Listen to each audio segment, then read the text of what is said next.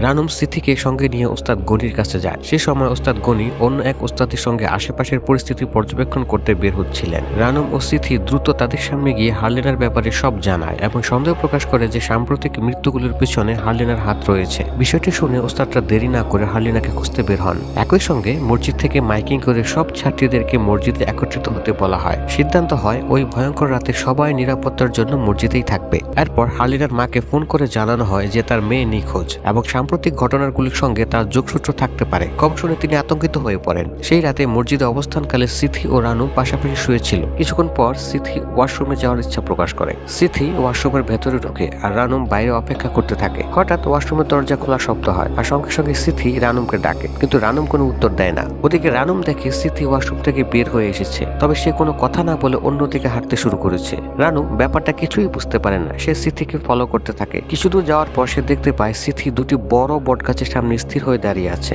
রানুম সিথিকে ডাক দেয়, কিন্তু কোনো সাড়া পায় না। রানুম ধীরে ধীরে এগিয়ে গিয়ে সিথির কাঁধে হাত রাখার চেষ্টা করে, কিন্তু তখনই পিছন থেকে কেউ তাকে ডাকে। সে ফিরে তাকায় এবং চমকে ওঠে, কারণ তার পিছনে দাঁড়িয়ে আছে সিথি। রানুমের প্রায় মাথা ঘুরে যায়। তাহলে সামনে যে দাঁড়িয়ে আছে সে আসলে কে? ঠিক সেই মুহূর্তে সামনে থাকা সিথি ধীরে ধীরে মুখ তুলে তাকায় এবং সেই ভয়ঙ্কর কণ্ঠে সালাম দেয়। আতঙ্কে তারা দুজনেই দৌড় দেয়, কিন্তু যতই দৌড়ায় বারবার একই বটগাছের সামনে ফিরে আসে। হঠাৎ হার্লিনা সিথির পা ধরে টান দেয়। সিথি ভয়ে চিৎকার করে উঠল